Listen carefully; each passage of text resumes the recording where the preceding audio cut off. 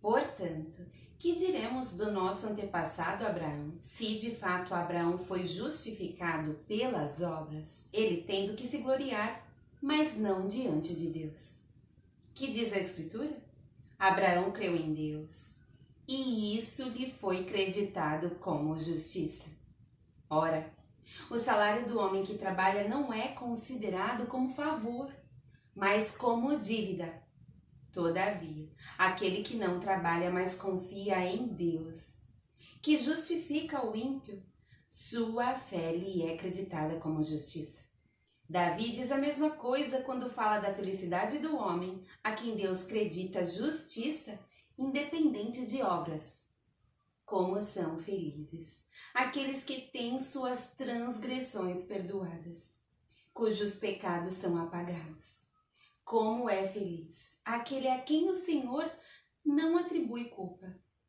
Destina-se esta felicidade apenas aos circuncisos, ou também aos incircuncisos? Já dissemos que no caso de Abraão, a fé lhe foi creditada como justiça. Sob quais circunstâncias? Antes ou depois de ter sido circuncidado? Não foi depois, mas antes. Assim ele recebeu a circuncisão como sinal, como selo da justiça que ele tinha pela fé, quando ainda não fora circuncidado. Portanto, ele é o pai de todos os que creem, sem terem sido circuncidados, a fim de que a justiça fosse creditada também a eles. E é igualmente o pai dos circuncisos, que não somente são circuncisos, mas também andam nos passos da fé, que teve nosso pai Abraão antes de passar pela circuncisão. Não foi mediante a lei que Abraão e sua descendência receberam a promessa de que ele seria o herdeiro do mundo, mas mediante a justiça que vem da fé. Pois se os que vivem pela lei são herdeiros, a fé não tem valor e a promessa é inútil, porque a lei produz a ira. E onde não há lei, não há transgressão. Portanto, a promessa vem pela fé, para que seja de acordo com a graça e seja assim garantida a toda a descendência de Abraão, não apenas aos que estão sob o regime da lei, mas também aos que têm a fé que Abraão teve. Ele é o pai de todos nós. Como está escrito, eu o constituí pai de muitas nações. Ele é o nosso pai aos olhos de Deus em que creu, o Deus que dá vida aos mortos e chama à existência coisas que não existem, como se existissem. Abraão, contra toda esperança, em esperança creu, tornando-se assim pai de muitas nações. Como foi dito a seu respeito, assim será a sua descendência. Sem se enfraquecer na fé, reconheceu que o seu corpo já estava sem vitalidade, pois já contava cerca de 100 anos de idade, e que também o ventre de Sara já estava sem vigor. Mesmo assim, não duvidou, nem foi incrédulo em relação à promessa de Deus, mas foi fortalecido em sua fé. E deu glória a Deus, estando plenamente convencido de que ele era poderoso para cumprir o que havia prometido. Em consequência, isto lhe foi creditado como justiça. As palavras lhe foi creditado não foram escritas apenas para ele, mas também para nós, a quem Deus creditará justiça a nós, que cremos naquele que ressuscitou dos mortos, a Jesus nosso Senhor. Ele foi entregue à morte por nossos pecados e ressuscitado para nossa justificação. Tendo sido, pois, justificados pela fé, temos paz com Deus por nosso Senhor Jesus Cristo, por meio de quem obtivemos acesso pela fé a esta graça, na qual agora estamos firmes e nos gloriamos na esperança da glória de Deus. Não só isso, mas também nos gloriamos nas tribulações, porque sabemos que a tribulação produz perseverança. A perseverança é um caráter aprovado, e o caráter aprovado é esperança. E a esperança não nos decepciona, porque Deus derramou seu amor em nossos corações por meio do Espírito Santo que Ele nos concedeu. De fato, no devido tempo, ainda éramos fracos, Cristo morreu pelos ímpios. Dificilmente haverá alguém que morra por um justo, embora pelo homem bom, talvez alguém tenha coragem de morrer. Mas Deus demonstra o seu amor por nós. Cristo morreu em nosso favor, quando ainda éramos pecadores. Como agora fomos justificados por seu sangue, muito mais ainda por meio dele seremos salvos da ira de Deus. Se quando éramos inimigos de Deus, fomos reconciliados com ele mediante a morte de seu Filho, quanto mais agora, tendo sido reconciliados, seremos salvos por sua vida. Não apenas isso, mas também nos gloriamos em Deus por meio de nosso Senhor Jesus Cristo, mediante quem recebemos agora a reconciliação.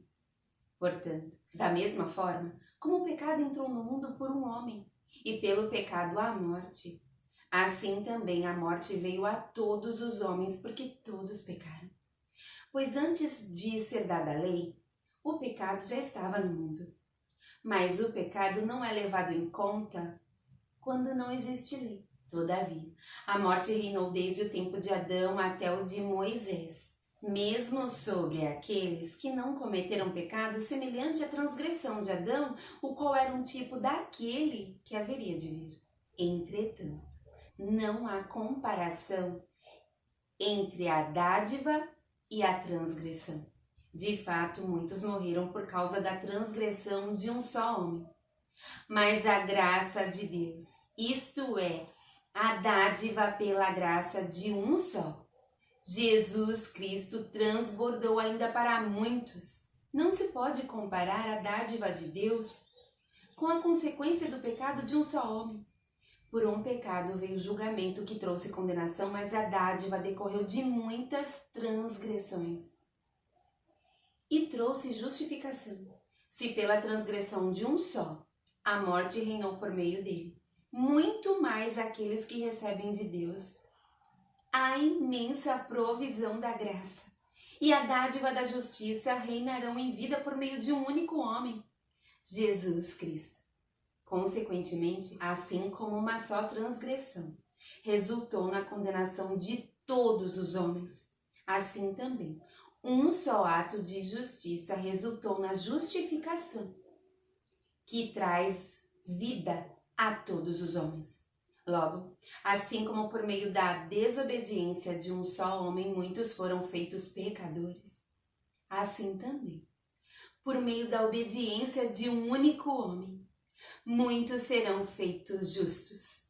A lei foi introduzida para que a transgressão fosse ressaltada, mas onde aumentou o pecado, transbordou a graça, a fim de que assim como o pecado reinou na morte, também a graça reine pela justiça, para conceder vida eterna mediante Jesus Cristo, nosso Senhor. Que diremos então? Continuaremos pecando para que a graça aumente? De maneira nenhuma! Nós, os que morremos para o pecado, como podemos continuar vivendo nele? Ou vocês não sabem que todos nós, que fomos batizados em Cristo Jesus, fomos batizados em sua morte? Portanto, fomos sepultados com ele na morte por meio do batismo, a fim de que assim como Cristo foi ressuscitado dos mortos, mediante a glória do Pai, também nós vivamos uma nova vida. Se dessa forma fomos unidos a ele na semelhança da sua morte, certamente o seremos também na semelhança da sua ressurreição. Pois sabemos que o nosso velho homem foi crucificado com ele, para que o corpo do pecado seja destruído e não sejamos mais escravos do pecado, pois quem morreu foi justificado do pecado. Ora, se morremos com Cristo, cremos que também com ele viveremos. Pois sabemos que, tendo sido ressuscitado dos mortos, Cristo não pode morrer outra vez.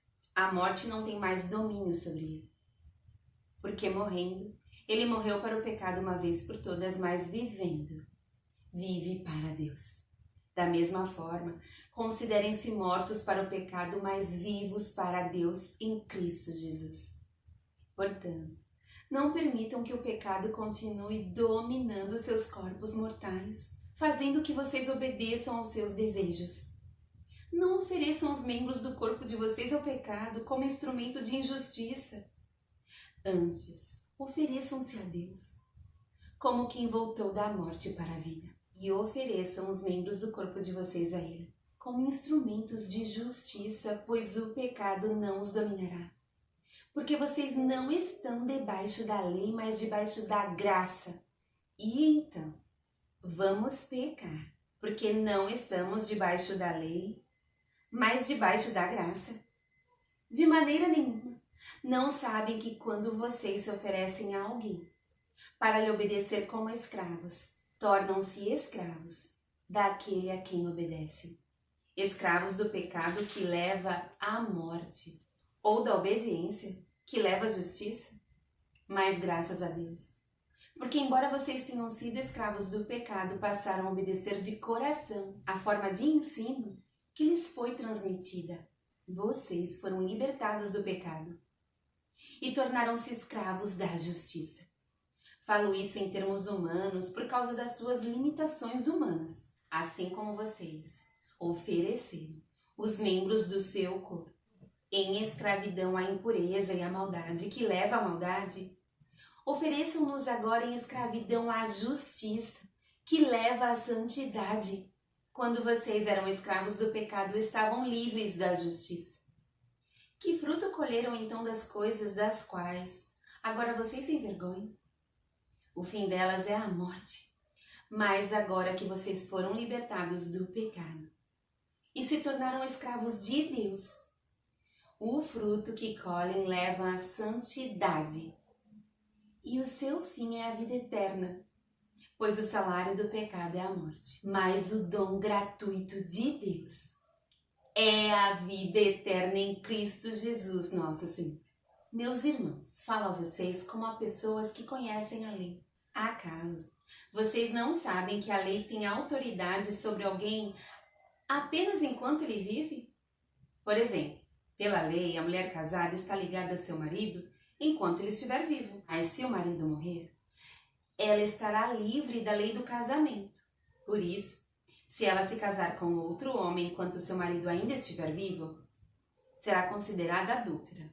Mas se o marido morrer, ela estará livre daquela lei e mesmo que venha se casar com outro homem, não será adúltera. Assim, meus irmãos, vocês também morreram para a lei por meio do corpo de Cristo para pertencerem a outro, àquele que ressuscitou dos mortos, a fim de que venhamos a dar frutos para Deus. Pois quando éramos controlados pela carne, as paixões pecaminosas despertadas pela lei atuavam em nosso corpo, de forma que dávamos fruto para a morte.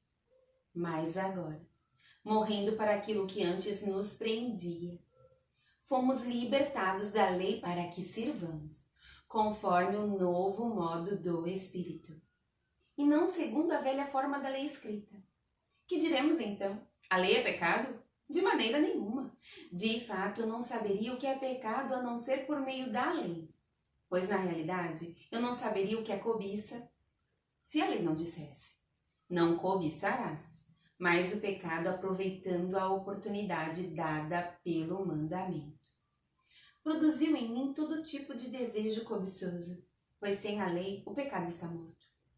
Antes eu vivia sem a lei, mas quando o mandamento veio, o pecado reviveu e eu morri. Descobri que o próprio mandamento, destinado a produzir vida, na verdade produziu morte, pois o pecado, aproveitando a oportunidade dada pelo mandamento, enganou-me e por meio do mandamento me matou. De fato, a lei é santa e o mandamento é santo, justo e bom. E então, o que é bom se tornou em morte para mim? De maneira nenhuma. Mas para que o pecado se mostrasse como pecado, ele produziu morte em mim por meio do que era bom, de modo que por meio do mandamento ele se mostrasse extremamente pecaminoso. Sabemos que a lei espiritual eu, contudo, não sou, pois fui vendido como escravo ao pecado. Não entendo o que faço, pois não faço o que desejo, mas o que odeio. E se faço o que não desejo, admito que a lei é boa.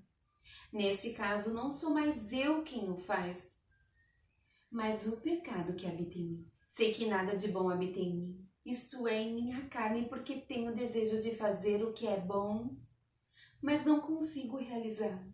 Pois o que faço não é o bem que desejo, mas o mal que não quero fazer. Esse eu continuo fazendo. Ora, se faço o que não quero, já não sou eu quem o faz, mas o pecado que habita em mim. Assim encontro esta lei que atua em mim quando quero fazer o bem. O mal está junto a mim. No íntimo do meu ser tenho prazer na lei de Deus, mas vejo outra lei atuando nos membros do meu corpo, guerreando contra a lei da minha mente, tornando-me prisioneiro da lei do pecado que atua em meus membros. Miserável homem que sou, quem me libertará do corpo sujeito a esta morte? Graças a Deus por Jesus Cristo, nosso Senhor. De modo que com a mente eu próprio sou escravo da lei de Deus, mas com a carne da lei do pecado.